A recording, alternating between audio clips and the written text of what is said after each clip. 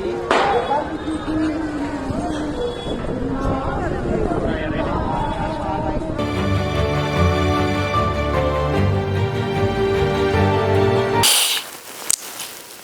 साथियों को मेरा जय भीम, जय भारत, जय संविधान। मैं बहुजन दस्तक एंड कॉन्स्टिट्यूशन न्यूज़ से गौतम रत्ना।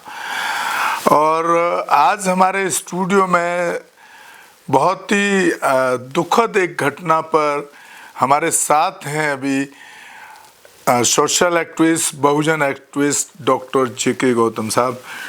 गौतम साहब, बहुत बहुत स्वागत है आपका हमारे चैनल पे। बड़ा कीमती टाइम निकाल के डॉक्टर साहब आते हैं क्लिनिक बंद करके।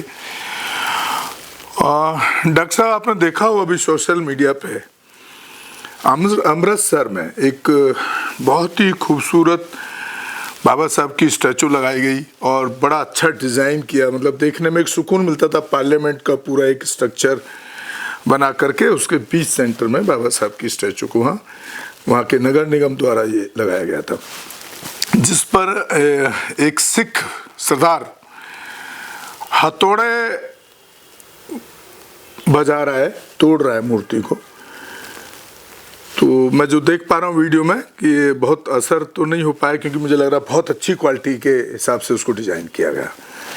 और इस तरह की जो बाबा साहब की मूर्तियाँ हैं, इन पे हमेशा इस तरह के अटैक कोई गांव में लगाता है, वहाँ उसको तोड़ देते हैं। कभी हाथ तोड़ दिया जाता है, कभी संविधान को तोड़ दिया जाता है। मतलब इस तरह की घटनाएं पूरे देश के अंदर पहले भी होती थी, लेकिन पहले इतना ज़्यादा हम नहीं देखते थे। जब से ये सरकार आई है, ये जो कुछ टाइम जो चला है, क्या वजह है इसके पीछे? क्या आरएसएस संघी सरकार इतने घर घर जाकर के लोगों के दिमाग को ब्रेन वॉश कर चुकी है कि अम्बेडकर, बाबा साहब अम्बेडकर का कोई वैल्यू नहीं है इस देश में, या उनके कोई ऐसे कामों को ये ब्रेन में बैठाते हैं, ब्रेन वॉश करके लोगों के में कि आप अम्बेडकर से, बाबा साहब से नफरत करो, जबकि उन्होंने, उनके जो पूरा वर्ल्ड है वो उनको सलाम ठोकता है। तो इसके पीछे क्या वजह है? किस तरह से आप देख रहे हैं इस चीज़ को? देखिए, ये कल की घटना है जी, जब पूरा देश और दुनिया में जहाँ भी भारत के लोग रहते हैं, जो संविधान से, हमारे देश से प्यार करते हैं, जो तिरंगे से प्यार करते हैं, कल 26 जनवरी थी जी, और बाबा साहब के सुंदर संविधान की वजह से जब संविधान लागू हुआ जी, मतलब रिपब्लिक डे, गणतंत्र दिवस उसी वजह से मनाया जाता है, क्योंकि बाबा साहब ने वो संविधान की रचना की। उससे हमारा देश एक मतलब गणतंत्र राज्य स्थापित हुआ जी। और ये बड़े एक शोक का विषय है कि जब लाल किले पे, राजपथ पे, इंडिया गेट पे परेड हो रही थी और उसी वक्त बाबा साहब की मूर्ति को तोड़ा जा रहा था, खंडित किया जा रहा था। वो भी कहाँ? जहाँ पंजाब में एक ऐसे आदमी की सरकार है जो बाबा साहब की फोटो लेके चलता है, जो भगत सिंह की फोटो लेके चलता है। अब उसने तो अभी इलेक्शन में कैंपेनिंग के लिए बाबा साहब से आशीर्वाद लेते हुए एक बड़ा जबरदस्त वीडियो बनाया है। देखिए कितना बाबा साहब आशीर्वाद दे रहे हैं, मूर्ति है और सामने वो खड़ा है। अगर किसी बीजेपी की सरकार में होता, स्टेट में होता, तो यही आदमी, यही केजरीवाल कहता इसको मुद्दा बनाता। लेकिन इस केजरीवाल का कल से हलकटे में से जबान नहीं निकली है, एक शब्द नहीं निकला है। जैसे अमित शाह के उस स्टेटमेंट को मुद्दा बनाया सारी पार्टियों ने, एक स्टेटमेंट नहीं आया केजरीवाल का माफी का। और जो पंजाब में जो मान की सरकार है, जो उसने अभी 1 घंटे पहले स्टेटमेंट दिया है, यानी कल की घटना से 1 घंटे पहले स्टेटमेंट दिया है कि हम कानूनी कार्रवाई करेंगे। और सबसे बड़ी बात है कि अमृतसर मंदिर के सामने चौक है और उस चौक पर बाबा साहब की बहुत सुंदर मूर्ति लगी हुई थी और मूर्ति के सामने ही पुलिस कोतवाली है, पुलिस स्टेशन है। और ये दिन दहाड़े हुआ है, को रात में चोरी छुपे जी करने वाले ने जो मूर्ति जो तोड़ी है उसको रात के अंधेरे में नहीं तोड़ी, यानी पूरे प्लान से। कोई कानून का भय नहीं, कानून का डर नहीं, कोई शासन का डर नहीं, उसको किसी बात का डर नहीं, ना पुलिस का खौफ। और पुलिस के नाक के सामने, ठीक सामने, वो आदमी सीढ़ी लगाता है, हथौड़ा लेके जाता है, तोड़ता है उससे पहले जो वहाँ पे संविधान की प्रतिलिपि रखी हुई थी पत्थर की, उसको जलाता है, उसके नीचे जलाता है, आग लगाता है। और ताजुब की बात है कि पुलिस वाला भाई वहाँ दिखाई नहीं दे रहा है। दे रहा। वो तो प्राइवेट जो सिक्योरिटी गार्ड हैं जो गुरुद्वारे के होंगे शायद, बिल्कुल, वो लोग उसको उतारे। और किसी की भी हिम्मत नहीं हुई कि उस आदमी को पकड़ पाए, उससे हथौड़ा छीन पाए या उसको वहां से उतार पाए। जब उसने काफी टाइम तक हथौड़ा चलाया है, मूर्ति को खंडित किया है, अपमानित किया है, तब जाके कुछ लोगों ने वहां पे हंगामा किया और उसको पकड़ा। सवाल ये है कि ये भी आज़ादी 70 साल में पहली बार हुआ है, 70 साल की आज़ादी में पहली बार हुआ है कि जिस दिन हम गणतंत्र दिवस मना रहे हैं उसी दिन बाबा साहब की मूर्ति को ये संघी सरकार, ये जो अरविंद केजरीवाल की सरकार वहाँ चल रही है, जो पूरा मनुवादी है, इसका चेहरा अभी पूरा एक क्लियर सामने आ गया है कि बाबा साहब से ये आदमी कितनी नफरत करता है, इसकी सरकार जहाँ जहाँ है वहाँ कितनी नफरत करता है। नहीं, जिम्मेदारी किसकी है? जिम्मेदारी सरकार की है। सरकार क्यों नहीं आ रही सामने? नहीं, और उस आदमी से तुम कितनी नफरत करते हो? सवाल ये है कि डॉक्टर अंबेडकर से, बाबा साहब से, जिस बाबा साहब की कल प्रधानमंत्री कसीदे पढ़ रहे थे, योगी साहब यूपी में कसीदे पढ़ रहे थे, पूरे भारत में जहां भी सीएम थे वो वहां पे कसीदे पढ़े जा रहे थे। ये मुझे और तो उसी देश में डॉक्टर साहब कसीदे नहीं पढ़ते हैं लोग, उनके बाबा साहब के नाम को इलेक्शन के लिए इस्तेमाल करते हैं और उनकी बिल्कुल भी रेस्पेक्ट नहीं करना, बिल्कुल भी रेस्पेक्ट नहीं करना। मैं कहता हूं कि जो जिस समाज से वो तोड़ने वाला आता है, वो जो संघी समाज है, जो जाट सिख समाज है, कितनी नफरत करता है बाबा साहब से। क्या कोई गुरुद्वारे की कमेटी सामने आई? क्या कोई सिख समाज सामने आया? अभी किसी ने माफ़ी मांगी? किसी ने फांसी की मांग की उसको? एक आदमी भी ने भी अभी तक किसी ने, कोई सोसाइटी ऐसी नहीं है ये सिख समाज की को उसकी फांसी की डिमांड कर सके। इसमें देशद्रोह का केस चलना चाहिए। देशद्रोह का सबसे बड़ी फांसी लगनी चाहिए उस हरामखोर को। और उसमें जो सरकार है उसको भी पूरा उसमें मतलब दोषी करार देना चाहिए, क्योंकि जिस तरीके से बाबा साहब का अपमान, अरे तुम क्या कर रहे हो आजाद, मतलब 26 जनवरी वाले दिन। और वो भी देखिए डॉक्टर साहब, अगर बाबा साहब संविधान में बराबरी का अधिकार सारे धर्मों को नहीं देते तो क्या सिख धर्म आज रह पाता? ये तो हिंदू राष्ट्र पे काम हो रहा है पूरा। ये तो सिख धर्म भी खत्म हो जाता अगर बाबा साहब के संविधान में। अफसोस की बात है। ये ही उल्लू के पट्टे गधे, मुझे नहीं कहनी चाहिए ऐसे वर्ड, क्योंकि जो हमारे बाबा साहब को अपमान करेगा, हमारे लिए वो आदमी, उसकी जात कोई वैल्यू नहीं रखती, उसका धर्म भी वैल्यू नहीं रखता है बिल्कुल भी। अगर जो हमारे बाबा साहब का अपमान करेगा, चाहे वो सिख धर्म हो, चाहे वो इस्लाम धर्म हो, चाहे वो हिंदू धर्म हो, XYZ कोई भी हो, अगर वो बाबा साहब का खुलेआम अपमान करता है, रात को चोरी छुपे अपमान करता है, उनकी मूर्ति को खंडित करता है, संविधान को जलाता है, तो वो हम उसकी रेस्पेक्ट कब करें? कैसे करें? क्या सोच के करें? यही सिख थे, इन्हीं के लिए हम दिल्ली में लड़ रहे थे। जब इनको बीजेपी ने, RSS ने इनको पूरा आतंकी घोषित कर दिया था, नफरती घोषित कर दिया था, और यही लाल किले पर जो झंडा फहराना चाह रहे थे। सिख धर्म में क्या है? सिख धर्म में जाट लॉबी है, जनरल में आती है, खेती किसानी वाले हैं, मजबूत है, हर चीज़ से मजबूत है। और जिस तरीके से पंजाब में आपने देखा है कि वो जो मनुवादी व्यवस्था है उसके अंदर भी पूरी तरीके से जो रविदासी हैं उनसे कितनी नफरत करते हैं वो लोग, कितना उनको गुलाम बना कर रखते हैं। उनके गुरुद्वारे अलग हैं रविदासियों के, और जो चमार सिख हैं उनका क्या कंडीशन है, दोम दर्जे के सिख हैं वो आज भी। और जिस तरीके से ये सिख समाज है ना, बहुत वायलेंस है। इस हिसाब को देखते हुए देखो, इंदिरा गांधी की हत्या इन्होंने की, दुनिया अलग कंट्री की डिमांड, अलग कंट्री की डिमांड खालिस्तान की इन्होंने की।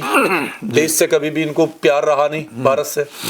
अगर इन्हीं का बंदा, सिख आदमी, बाबा साहब की मूर्ति को तोड़ता है, संविधान निर्माता की मूर्ति को तोड़ता है, और इतने बड़े जिनकी पूरी दुनिया में पूजा होती है, पूरी दुनिया आइडियल मानती है बाबा साहब को, उनकी मूर्ति को तोड़ता है, तो सिख धर्म में कहाँ है इसमें मानवता बिल्कुल नहीं बची है। अरे तुम्हारे गुरुद्वारे के सामने मूर्ति तोड़ी जा रही है, तुम ताली बजा रहे हो, एक आदमी भी नहीं आता है, नहीं, एक आदमी भी नहीं आ रहा है। और देखिए, ये जो दलित समाज है ना दिल्ली के अंदर, ये इनके साथ खड़ा हुआ था। आपने देखा होगा किसान आंदोलन में इन सिक्कों के साथ खड़ा हुआ था जी। और ये सिख वही सिख है जिसको आतंकी घोषित कर दिया था। खालिस्तानी, पाकिस्तानी, नक्सली, देशद्रोही, ने जाने क्या क्या इस सरकार ने घोषित किया और हमारे लोग इसके खुले समर्थन में आ गए। और ये आज हमारे जो बाबा साहब हैं, जो हमारे लिए पूजनीय है, उससे भी ज्यादा है। नहीं, हमारे लिए सब कुछ है। हमारे क्या देश के लिए पूजनीय होना चाहिए। पूरी मानवता जाति के लिए उन्होंने दिया, पूरी मानव जाति का, महिलाओं का, सबका भला किया बाबा साहब ने। संविधान में सबको दिया है, आर्टिकल्स दिए, बराबर का अधिकार दिया है। और यही सिख समुदाय नहीं, यही तो ये डॉक्टर साहब रुके तो ये जो सिस्टम चला है बाबा साहब की मूर्तियों पर अटैक करना, ये रुके तो रुके कैसे? नहीं, ये रुके, देखिए ये बड़ा एक सवाल है। रुक जाता, ये रुक सकता है। मैं कहता हूँ मूर्ति लगाने से पहले मूर्ति को बचाने का आपको मादा होना चाहिए, आप में दम होना चाहिए। नहीं, अगर मैं मूर्ति लगा रहा हूँ चौराहे पे, तो मेरे समाज में वो हिम्मत होनी चाहिए कि अगर कोई मूर्ति तोड़े तो उसके हाथ काट दिए जाए, उसका सर कलम कर दिया जाए उसी टाइम पे। ये होना पड़ेगा, ये बिल्कुल। खौफ जब तक खौफ नहीं होगा। अभी देखिए मूर्ति लगा दी आपने, लेकिन सबसे बड़ी बात है, जब वो तोड़ रहा था सीढ़ी भी लेकर आया, चढ़ा भी ऊपर वो नहीं, और वो कौन नालायक लोग थे, कौन नामर्द लोग थे जो वीडियो बना रहे थे।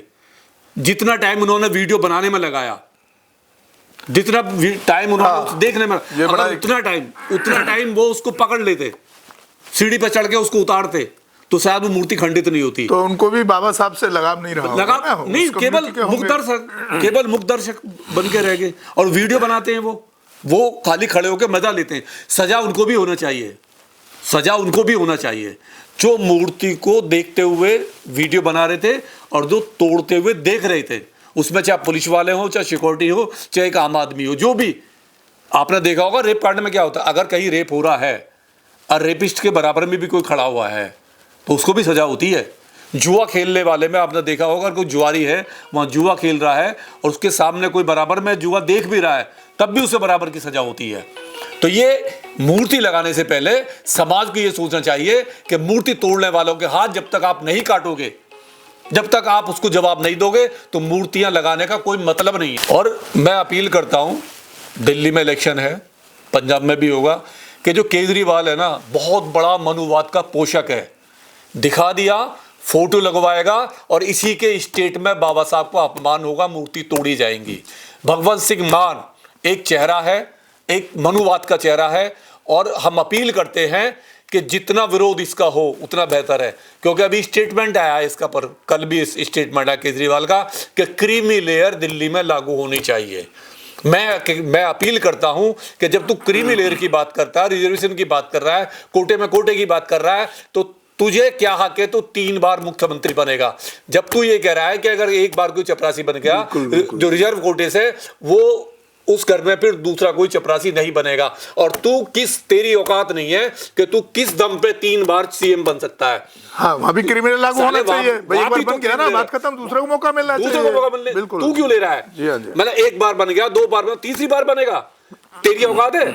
नहीं, तू खाली रिजर्व कोटे को मना कर रहा है। तू करा कोटे में कोटा लागू करो, तू करा क्रिमिनल लागू करो, और तू दलित समाज से वोट लेकर सीएम बनेगा। हम इसकी घोर निंदा करते हैं। और मैं मांग करता हूं, अपील करता हूं कि केजरीवाल जैसों में भी केस चलाया जाए जहां जहां इसकी सरकार में बाबा साहब की मूर्ति टूटी है। चलिए इस चर्चा को यहीं विराम देते हैं। आप सुन रहे थे डॉक्टर जेके गौतम साहब को हमारे स्टूडियो में, और कितना आक्रामक हैं बाबा साहब के अपमान पर आप खुद देख रहे हैं। और आक्रामक होना भी पूरे देश को, क्या डॉक्टर साहब को, क्या हमें, क्या पूरे देश के लोगों को इस पर आक्रामक होना चाहिए। और ऐसे लोगों को हम सरकार से भी अपील करते हैं, केंद्र सरकार से और दोनों सरकारों से, स्टेट की से भी, कि ऐसे लोगों को सख्त से सख्त सज़ा, जो भी कॉन्स्टिट्यूशन के अकॉर्डिंग भी जो बनता हो, वो मिलनी ही चाहिए। तो साथियों, इसी के साथ विदा लेते हैं। दूसरे मुद्दे पर अभी बात करेंगे डॉक्टर साहब के साथ। आप हमारे channel Bahujan Dastak and constitution दोनों को देखें, शेयर करें, सब्सक्राइब करें, ताकि हम इस तरह के मुद्दों को आप तक ला सकें। और इसी नाम से हमारा इंस्टाग्राम और फेसबुक पेज भी है, आप वहां पर भी उसको भी फॉलो करें। बहुत बहुत धन्यवाद। हमारे चैनल